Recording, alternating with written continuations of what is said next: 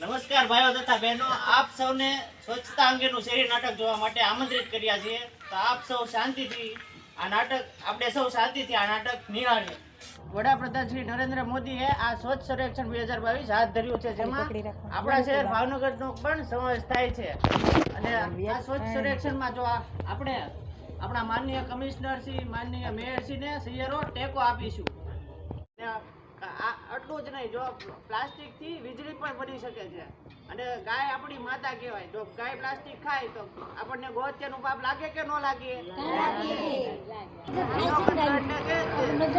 બગડેલા શાકભાજી અને બગડેલા જ્યુસ માંથી દેશી ખાતર બનતું હોય છે.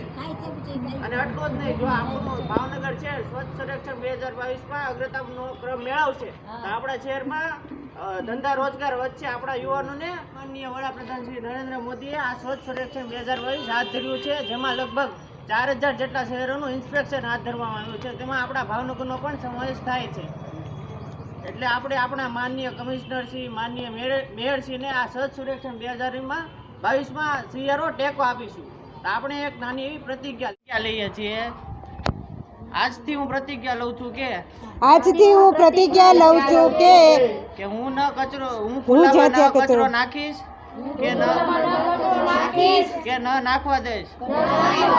હું ન ગંદકી કરીશ કે ન કરવા દઈશ. જય હિન્દ.